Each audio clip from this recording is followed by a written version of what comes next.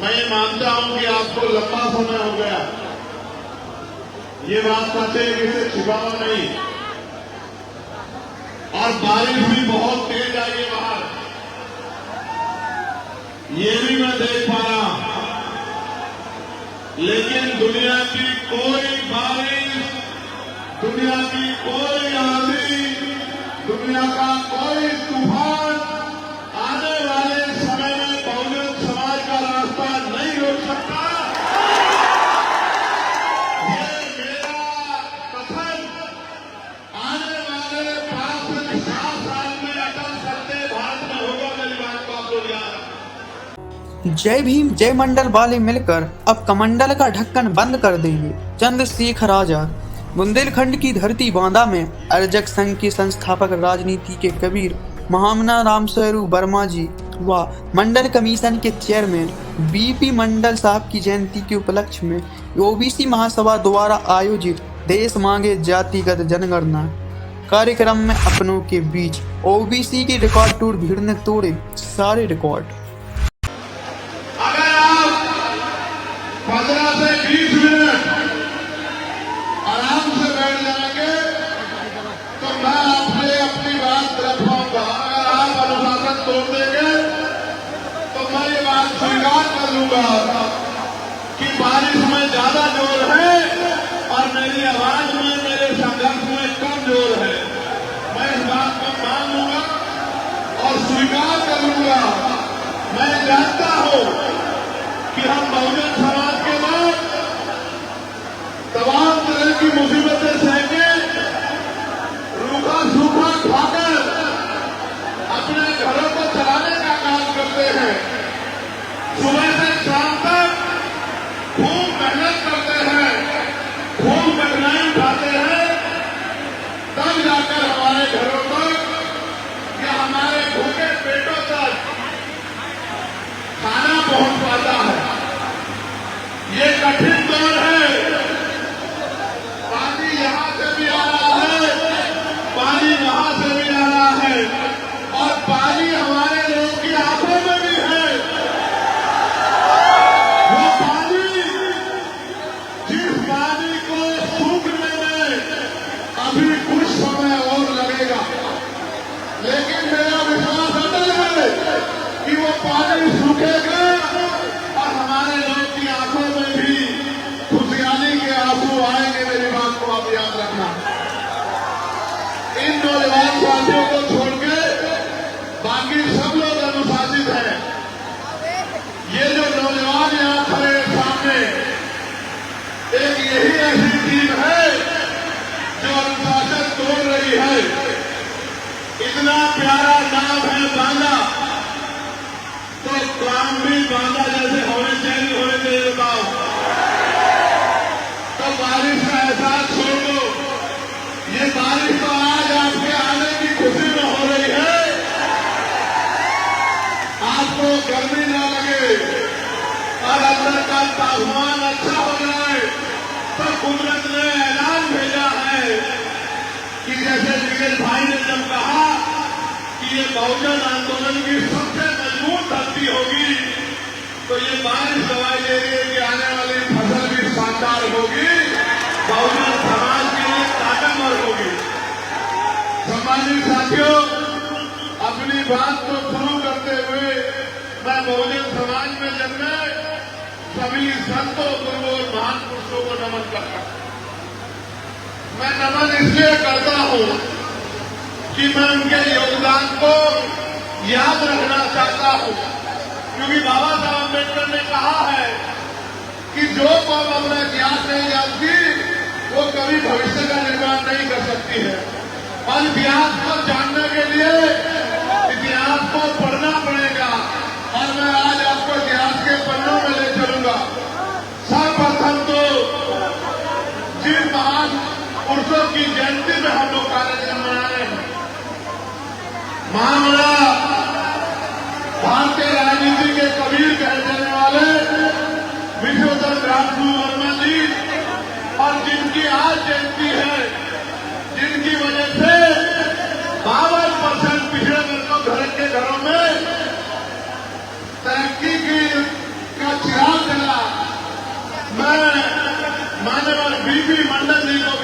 करता है। आप जानते हैं, और ये बात उन लोगों को समझनी है जो नौजवान हैं। पुराने सब लोग तो जानते हैं कि बहुजन समाज संगठित कैसे हुआ। पुराने सब लोग तो जानते हैं कि बहुजन समाज में भाईचारा कैसे बना। और पुराने सब लोग तो जानते हैं कि जातियों में हमें बांट के कौन हमारा हिस्सा खा रहा है।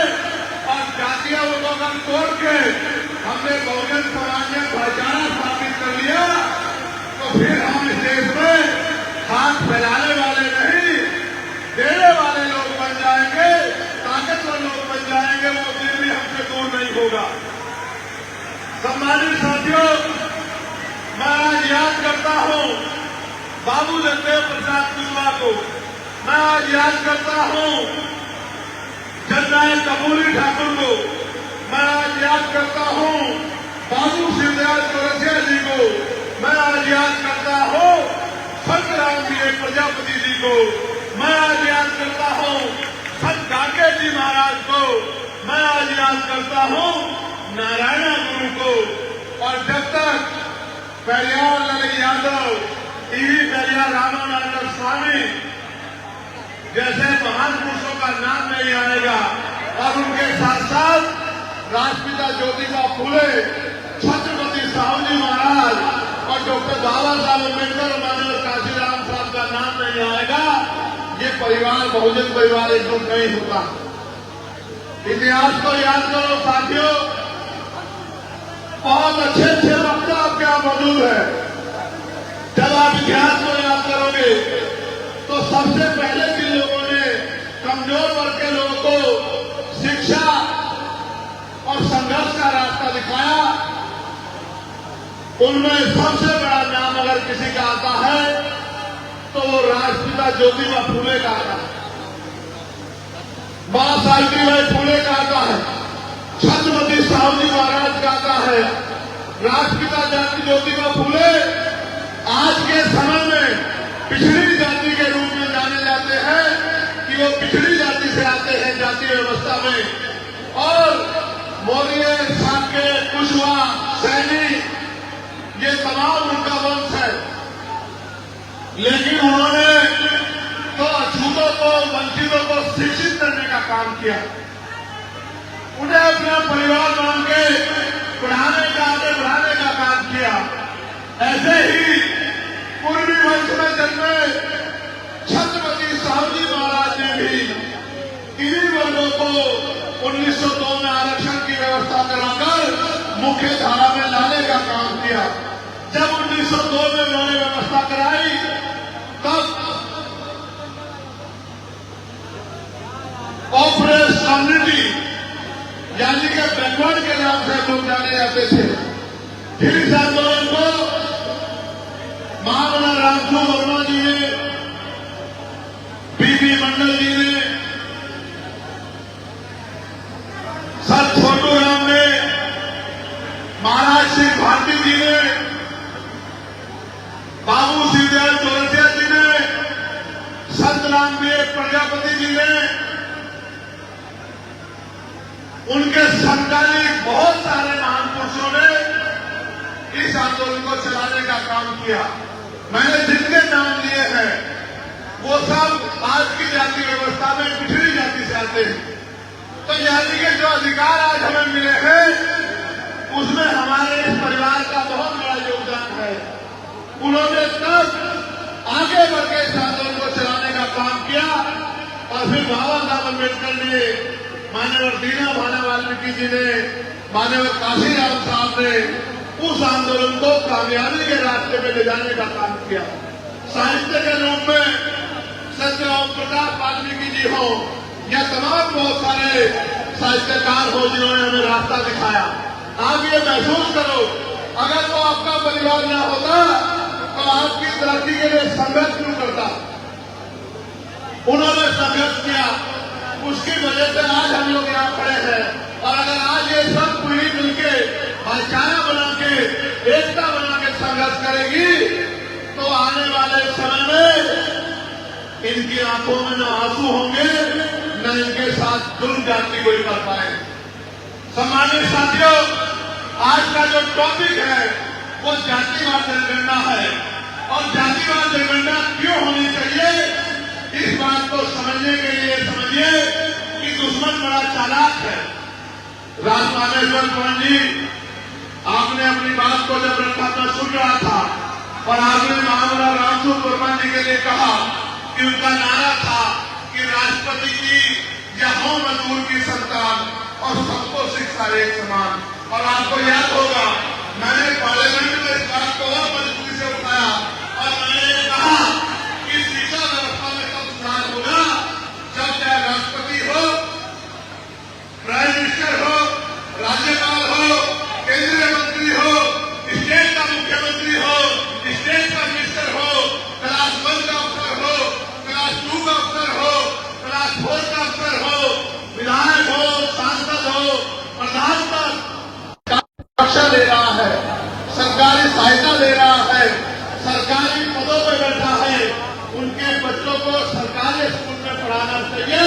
जब एक टेबल पे एक तरफ मंत्री जी का बेटा बैठा होगा, उसके बराबर में किसान का बेटा बैठा होगा, उसके बराबर में मजदूर का बेटा बैठा होगा, उसके बराबर में डीएम का बेटा बैठा होगा, उसके बराबर में आईपीएस का बेटा बैठा होगा, तो बताओ स्कूलों में शिक्षा आएगी नहीं आएगी? और ये किसका नारा था? ये महामना रामसूर वर्मा जी का नारा था। उनका अनुयायी होने के नाते, अध्यक्ष संघी होने के नाते मैंने पूरी ताकत से पार्लियामेंट में इस नारे को उठाने का काम किया, क्योंकि मैं मानता हूं कि हमारे महान पुरुषों ने जो बातें कही वो हल्की बातें नहीं। जिस तरह से बाहर की बारिश रुक गई, दुश्मन का काफिला भी आपकी एकता के आगे ऐसे ही रुक जाएगा। बहादुर, याद रखो मेरी बात को, आपकी एकता का कोई तोड़ नहीं है। जिस दिन 85% लोगों में एक हो गया, उस दिन देश में आपका राज होगा। जिस दिन आपका राज होगा तो नीति आप लोग बनाएंगे, और जिस दिन नीति आप लोग बनाएंगे तो किसी का मकान टूटा नहीं होगा, किसी के घर में सुख सुविधा की कमी नहीं होगी, किसी को अपनी जमीन गिरवी नहीं रखनी पड़ेगी, किसी के साथ जुर्म जाती नहीं होगी। ये कभी होगा जब आप सरकार बनाओ। साथ साथ जब जाति और जनगणना की बात होगी तो मैंने पार्लियामेंट में हर भाषण में जाति और जनगणना होनी चाहिए इस बात को उठाने का काम किया। मैं किसी में विकास नहीं करना चाहता, ये मेरा काम नहीं है, न मेरे पास समय है। लेकिन आप याद करो, जिन पार्टियों ने जाति और जनगणना का आरक्षण का झंडा उठा के उत्तर प्रदेश में और देश में चुनाव लड़ने का काम किया, हम वर्गीय समाज के वोट लेने का काम किया, कई स्टेट में उनकी सरकारें हैं। बताओ क्या वो अपने यहाँ जातिवाद जनगणना करा रहे नहीं करा रहे? बताओ, इसका मतलब क्या है? इसका मतलब ये है, दिनेश भाई अपने बात अपने विचार में सुनाते हैं कि बघेलिया आएगा, जान दिखाएगा। इस बात को समझो, उनको आपसे वोट चाहिए, आपकी समस्याओं पर उनको मतलब नहीं है। जातिवाद जनगणना होगी तो ये पता लगेगा कि किसका हिस्सा कौन खा रहा है, किसकी संख्या कितनी है, किसको मिल क्या रहा है, कौन किस कहां लूट रहा है। और ये जो भाइयों में झगड़ा कराने का काम किया गया है कि आपका हिस्सा उसने खा लिया, मैं गारंटी देके कहता हूँ, इस मंच के माध्यम से कहता हूँ, वचन देके कहता हूँ, मेरा वचन अंदर है, सूरज की जगह पश्चिम से निकल सकता है। अगर मैं समाज के बीच में खड़ा होकर वचन देता हूँ तो मेरी गर्दन पांचे तो जुदा हो सकती है, मैं अपने वचन से खींच देगा। मैं आपको वचन देके कहता हूँ, शांति और जनगणना कराइए, आगे जारी कराइए। अगर सरल राज में किसी भी जाति ने किसी और का हाथ पाया होगा, मैं गारंटी देता हूँ कि सूर समय उस जाति को उसका निकाल लाने का काम हम लोग करेंगे। हम लोग न्यायप्रिय लोग हैं, हम लोग किसी का हिस्सा खाने वाले लोग नहीं है। लेकिन दुश्मन बड़ा चालाक है। जो एकता हमने 10-12 साल से अपने दिल्ली से बनाई थी, उस एकता को तोड़ने के लिए उसने जमुना फेंक दिया। वर्गीकरण मिले, दुश्मन जानता कि जब कुछ मिलने की बात आएगी तो जिनके मन में इच्छा होगी वो लोग विरोध करेंगे, और जिनको लगेगा कि नुकसान हो रहा है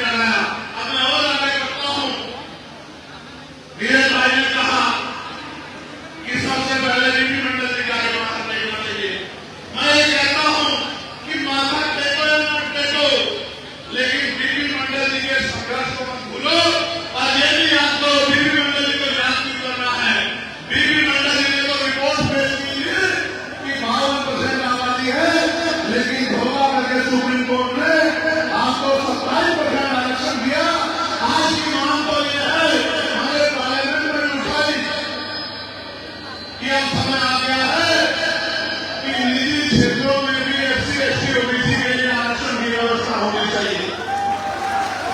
बताओ होनी चाहिए कि नहीं होनी चाहिए? क्यों होनी चाहिए इस बात को समझिए। आप सब लोग टैक्स देते हैं, स्टेट को भी देते हैं, सेंटर को भी टैक्स देते हैं। अगर आप ₹1 का सामान खरीदते हैं तो उस पर 27% टैक्स है। यानी कि अगर किसी परिवार ने 1 महीने में 10,000 रुपए का सामान खरीदा तो 2700 रुपए सरकार के खाते में जाते हैं। आप ये महसूस करो, इन 2700 रुपए में से सरकार में देती क्या है? 4 किलो 5 किलो राशन, और उस राशन को देकर उस राशन को हम पे इस तरह का व्यवहार हमसे करती है और इस तरह से सलूक हमसे करती है जैसे उनके गुलाम। आप सब जिम्मेदार लोग हैं। बताओ, छोटा सा बच्चा बता देगा, अगर आपने किसी को 100 रुपए दिए और उसने 20 रुपए का सामान दे दिया तो किसका पैसा किसी तरह बैठता है? बताओ। और जिसके 80 रुपए उसी तरह उसका बैठता है, या जिसने 20 रुपए का सामान दिया किसकी आगे नीचे होनी चाहिए? बताओ बताओ, किसकी आगे नीचे होनी चाहिए? मगर यहां तो उल्टा हो रहा है। 2700 रुपए जिसको आप देते हो वो आपकी थाली खींचता है और 200 रुपए का राशन देंगे आपको गुलाम बताने की बात करता है। और अगर कहीं आप उसको वोट ना दो तो आपको नमक हराम बताने का काम भी करता है। और साथ साथ आपके बच्चों के भविष्य को, उनके अधिकारों को लूटने का काम भी करता है। वो निजीकरण करा के आरक्षण को खत्म करने का काम भी करता है। वो तमाम तरह के संविदा, लेटर एंट्री, आउटसोर्सिंग करके आपके बच्चे के भविष्य को जीरो करने का काम भी करता है। सामान्य साथियों, इस देश में मानने में कुछ नहीं मिलता। मैं आपसे पूछना चाहता हूं, लंबे समय से मांग हो रही है कि जातिगत जनगणना होनी चाहिए।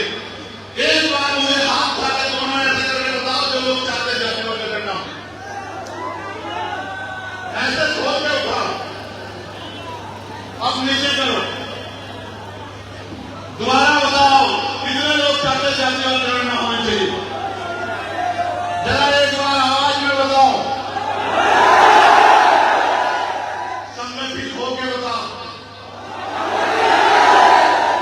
होनी चाहिए कि होनी चाहिए?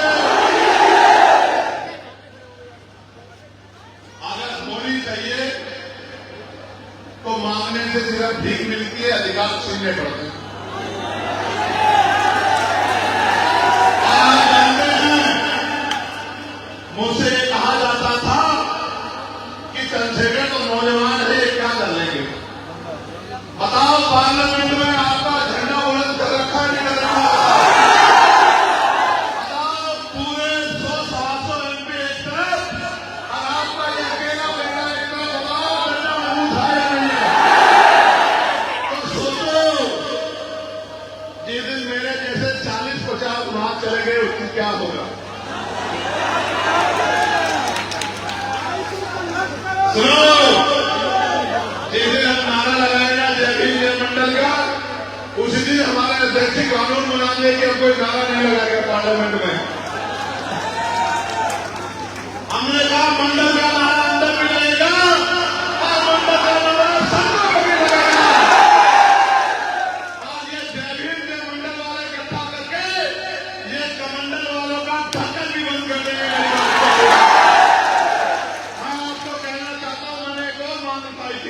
अगर आप गौर करेंगे कि आपके हितों की माने मैं तो आपका हिस्सा हूं।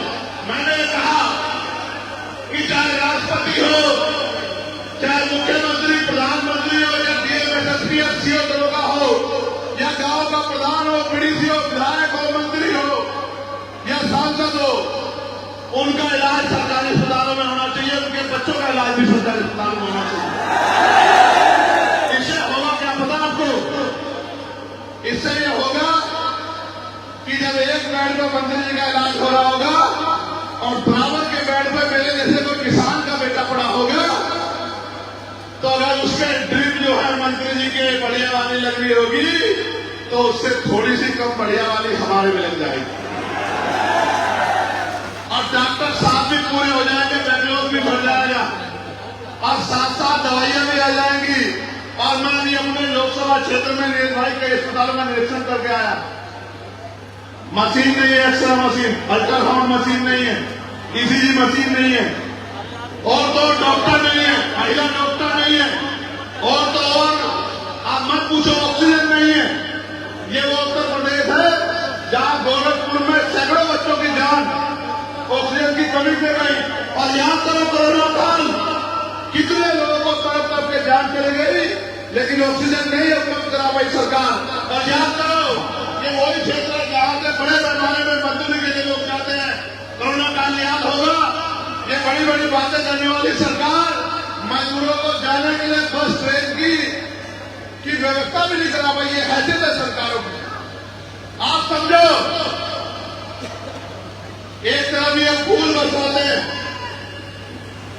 एक तरफ ये बड़ी बड़ी ट्रेनें चलाते हैं, लेकिन जब मजदूर किसान कमेरों की बात आती है, महिलाओं की बात आती है, तो ये हाथ खींच लेते हैं, बोलते हैं हमें कुछ नहीं है। इसलिए मैंने मांग की कि शायद देश अभी कोरोना जैसे अगर कोई विपदा आ जाए, निपटने में तैयार नहीं है, तो बुलेट ट्रेन की बात करने से पहले अच्छे इलाज की व्यवस्था करा दो। और जो लोकल ट्रेनें हैं, हमारे यहाँ पैसेंजर ट्रेनें हैं, उनमें डब्बे बढ़ा दो, तुम्हारा भला हो जाए। कुछ तो करो गरीबों के लिए। आज जाति धर्म देख के कार्रवाई हो रही है। आपने देखा मध्य प्रदेश में शहजाद भाई का मकान किस हालात में कर दिया, और ये कल अगर शहजाद निर्दोष साबित हो गया तो क्या ये सरकार उसका मकान बनवा देगी? उसकी गाड़ियों का रेट करार दे दिया गया। बात शहजाद की नहीं है, बात इंसाफ की है। अगर कोई मुसलमानों को, कोई सिखों को, बुद्धिस्टों को, जैनों को, ईसाइयों को कमजोर समझ के कुचलने का काम करेगा, तो टकराने के लिए चंद्रशेखर आजाद खड़ा है। अभी अभी हम पटारा से निकल के आए हैं, मेरे भाई छोटे लाल प्रजापति को मार दिया गया, उसकी पीट के हत्या कर दी गई। मैं सबसे पहले सभा में नहीं है वहां गया अपने परिवार के आंसू पूछने के लिए। मैं जाति को नहीं मानता, मैं बहुजन। कभी कभी मैं जो कुछ मांगे उठाता हूं, उनके कारण मैं आज मन पर उन पर बात नहीं करना चाहता। कुछ कारण होते हैं, कभी कभी किसी को इशारा देना पड़ता है, किसी को इशारे से समझाना पड़ता है। लेकिन मैं छोटे लाल प्रजापति जी के यहाँ गया और उसका घर देखा रामेश्वर चौहान जी, मैंने उससे मत पूछो मेरे दिल में कितनी पीड़ा हुई। 3 फीट का गेट है उसका, मेरी कमर की दीदी कहती तिरछी करके मुझे जाना पड़ा। और मैं अकेला नहीं गया, एसडीएम को लेके गया, सीओ को लेके गया, एसएचओ को लेके गया, तमाम अधिकारियों को लेके गया, समाज कल्याण अधिकारियों को। घुसो, देखो तुम्हारी कमर तिरछी होती है कि हमारे घरों में जाते हुए। सरकार कहती है प्रधानमंत्री आवास योजना, कहाँ आवास योजना? छोटे लाल प्रजापति का घर कच्चा है, उस गांव में रहने वाले दलित गृह घर कच्चे। यह है प्रधानमंत्री आवास योजना। इसलिए मैं आपसे कह रहा हूं, मैंने मांग की कि जो आरोपी बाकी है उनको गिरफ्तार करो। मैंने मांग की कि छोटे लाल प्रजापति को 1 करोड़ रुपए का मामला दो। मैंने मांग की उसके बेटे को नौकरी दो एक सरकारी। आज मैं उत्तर प्रदेश में उस ताकत में नहीं हूं, लेकिन मैं आपसे कह रहा हूं, आने वाले समय में आप सब लोगों की मेहनत से अगर हम लोग उत्तर प्रदेश में ताकत में आ जाते हैं, किसी समस्ती की हिम्मत नहीं होगी कि किसी दलित पिछड़े वर्ग के, किसान के, मेरे वर्ग के व्यक्ति का मांग उठा दे। अपमान करना तो बहुत दूर की बात है, अपमान सोचना भी नहीं, उसको सोचने में भी डर लग जाएगा। मैं किसी जाति के खिलाफ नहीं हूं, लेकिन जाति के आधार पर अगर कोई शोषण करेगा तो फिर संघर्ष होगा। मैं साथ साथ ये भी कहना चाहता हूं, एनसीआरबी का डाटा कह रहा है कि लाखों महिलाओं के साथ रेप हत्या हो रही है। आप एनसीआरबी के डाटा को और विस्तृत करा लो। अगर 90% ये महिलाएं दलित पिछड़े वर्ग समाज की नहीं हुई, आदिवासी समाज की नहीं हुई, तो आप जो कहोगे मैं हार जाऊंगा। इस देश में जाति के धर्म के आधार पर जुर्म होता है। मैं गारंटी देकर कहता हूं, किसी सामंत ने अगर किसी बच्चे को छू लिया हमारे ताकत में होने के बाद, तो और शाम तक अगर वो जेल की सलाखों में नहीं हुआ और उसने ये नहीं कहा कि दोबारा ऐसी गलती मत करना, उसी दिन अपने पद से इस्तीफा देके घर बैठ जाऊंगा। मेरी बात को मेरा नाम चंद्रशेखर आजाद है, मैं झूठ नहीं बोलता। मेरी बात का भरोसा करो, बहुत ठगे गए हो बहुजन समाज के लोग। तुम लोग ये अनु पटेल, ये जब मेरे पास बैठे मैंने बात की, और विश्वास करो आने वाले समय में बांदा के लोगों प्रदेश अस्पताल नेतृत्व देंगे हम लोग। आपको याद रखना मेरी बात को। आप लोग जब मेरे पास बैठे इनकी एक ही वो थी कि भाई मैं बहुजन समाज के लिए, पिछड़े दलितों के लिए काम करना चाहता, मुझे विधायक नहीं बनना, मंत्री नहीं बनना, मुख्यमंत्री नहीं बनना। मैंने तमाम पार्टियों को मैं कोशिश की कि उनके जरिए हमारे लोगों का भला हो जाए। कोई हमारे लोग सुनना नहीं चाहता। मैंने इनसे कहा भाई अपनी एनर्जी को खराब मत करो। काशीराम साहब कहते थे कि दूसरों का बैलों के छोटे भी झोपड़ी अपने घर में आ जाओ, अपने घर में आ जाओ और मिलकर काम करो। एक दिन वो आएगा कि उत्तर प्रदेश आप लोग चला रहे होंगे और उत्तर प्रदेश के बेरोजगार नौजवानों को रोजगार देने का काम करोगे आप लोग। मैंने पुरानी पेंशन के लिए आवाज उठाई। मैंने आशा, आंगनबाड़ी, भोजन माता, प्रधान सेवक, पीआरडी के जवान, होमगार्ड के जवान, पुलिस के भाइयों के लिए, तमाम जितने लोगों की परेशानियां अर्धसैनिक बलों के लिए। और आप ये देखो कि कल मजबूरी में कैबिनेट में चर्चा हुई कि ओल्ड पेंशन स्कीम पे क्या करना चाहिए, क्योंकि विरोध तेज हो गया है। मैं आपको विश्वास दिला कहता, ओल्ड पेंशन स्कीम भी हम लोग लागू कराने रहेंगे। मेरी बात को आप लोग याद रखना। साथ हमें ओल्ड पेंशन वालों का तो ख्याल है, लेकिन सड़कों पे संघर्ष कर रहे पढ़े लिखे नौजवान का भी ख्याल है। आप ये बताओ, अब आपके यहाँ पुलिस भर्ती का पेपर दोबारा हो रहा है। जब ये पेपर लीक हुआ तो सबसे पहले आवाज हम लोगों ने उठाई। तो मुख्यमंत्री ने भाषण दिया कि ये झूठी बात है, पेपर लीक नहीं हुआ, मैं मुकदमा कर दूंगा। मैंने कहा कर दो मुकदमा, नहीं डरते मुकदमों से, आपकी जेल से नहीं डरते, कर दो मुख्यमंत्री ने मुकदमा। लेकिन बाद में खुद मान लिया। और फिर अभी 2 महीने पहले मैंने सवाल पूछा लेटर लिखते कि मुख्यमंत्री जी आपने कहा 6 महीने के अंदर पुलिस की भर्ती कराएंगे, 6 महीने होने को कहाँ है भर्ती? तो उनको समझ आ गया कि चंद्रशेखर आजाद छोड़ने वाला नहीं है।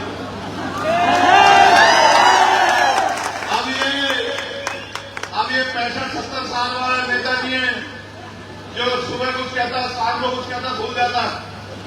ये तो 40 साल से भी कम उम्र का नौजवान है, ये तो बेरोजगारों में से एक है, ये छोड़ेगा नहीं। तो फिर उन्होंने भर्ती को अब आपके यहाँ पुणे शुरू करा दिया। आप देखना जब भर्ती का रिजल्ट आएगा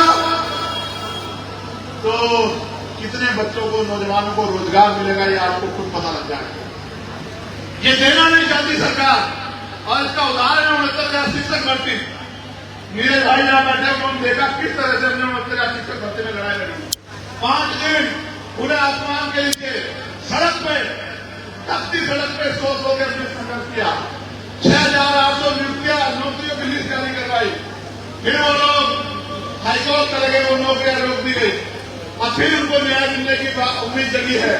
लेकिन मैं सरकार को जानता हूं, मुझे पता है सरकार पिछले दरवाजे से अपने लोगों को सुप्रीम कोर्ट भेज देगी और सुप्रीम कोर्ट में बैठे उनसे प्यार करने वाले जज उस फैसले को पेंडिंग में गिर देंगे। फिर बच्चों की नौकरी सरकार पिछले दरवाजे छीनने का काम करेगी। इसलिए मैंने मांग की कि अब all India judicial service commission बननी चाहिए और SC/ST OBC के बच्चों को सुप्रीम कोर्ट और हाई कोर्ट में भी, हाई जुडिशियल में भी रिजर्वेशन मिलना चाहिए। हमारे बच्चों को वहां नौकरी मिलनी चाहिए, हमारे बीच के लोगों को जज बनना चाहिए।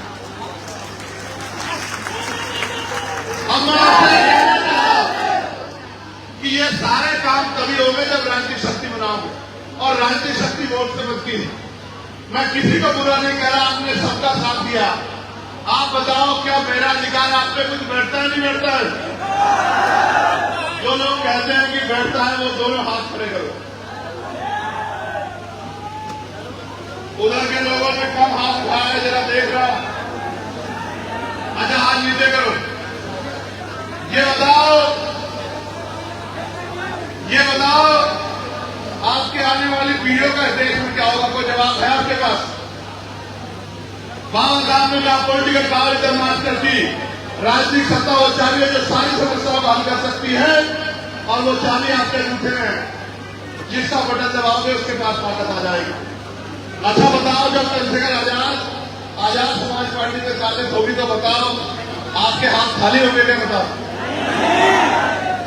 आप अपना भविष्य खुद बना सकते हो, आप अपनी तकदीर खुद लिख सकते हो, आप अपने लिए जमीन से लेकर रोजगार की और आजादी के जीवन की व्यवस्था कर सकते हो, अगर आप अपने फैसले मजबूत कर लो। मैं कल भी तुम्हारा था, आज भी तुम्हारा हूं, और जब तक जीवकर तुम्हारा रहूंगा। मगर कहना चाहता हूं, तैयार हो जाओ, खड़े हो जाओ। यहां नहीं खड़े होना है, अपनी जिम्मेदारी पे खड़े होना है। मुझे कहना चाहता हूं, अपनी जिम्मेदारी समझो, बात नहीं होता। और प्रधान से लेकर प्रधानमंत्री का जो चुनाव आएगा, अब घर तक ये बात पहुंचा दो कि अब हमें चंद्रशेखर आजाद को आजाद समाज पार्टी को मौका दो। कर दोगे नहीं कर दोगे? मुट्ठी बंद करो दोनों में। और बताओ, जो 11 तारीख को दिल्ली कूच के लिए मैंने आपसे अपील की है, बताओ कितने लोग आओगे? बादल से बताओ। मेरा दिल रखने को बोल रहे हो या सच में आने वाले हो? बताओ। हाथ लीजिए लो। अब वही हाथ उठाना जो आएगा। लो, हमें नहीं। ये संघर्ष है, जंग का मैदान। निमंत्रण नहीं भेजा जाता। जिसके मन में आग होती है, जो अपने अधिकारों के प्रति सचेत होता है, जो अपने आप को जिम्मेदार मानता हुआ आता। आप बताओ, 11 सितंबर को दिल्ली में हमने रामलीला मैदान में संविधान लीला करने की तय कर ली है। बताओ कौन कौन आएगा? हाथ उठा के बताओ। नहीं, मेरा भरोसा नहीं हो रहा। तुम ही भर दोगे मैदान में, कुछ सारे हाथ उठाए। वही उठा जो आएगा। ये मुस्लिम भाई कोई है क्या? 3 बार पूछ लूंगा इनसे। ये 3 बार पूछू तो पक्का हो जाएगा क्या? 3 बार हाथ उठाओ जो लोग आएंगे। सब पक्का हो गया। मैं पुनः आयोजक कमेटी को, सभी सम्मानित वक्तागणों को, हमारे मीडिया के साथियों को, पुलिस के साथियों को और मेरे पूरे परिवार को जो आज सुबह से उपस्थित है, दोनों हाथ जोड़ के जय भीम करता हूं, उनका धन्यवाद करता हूं। और ये वचन देता हूं कि जब तक मेरे शरीर में लोग आखिरी कतरा रहेगा, हम लोग इस लड़ाई को लड़ते रहेंगे। हम मर तो सकते हैं, लेकिन बाबा साहब अम्बेडकर और महान पुरुषों के मिशन को पीछे नहीं जाने देंगे। ये वादा मैं आपसे करता हूं। धन्यवाद। बहुत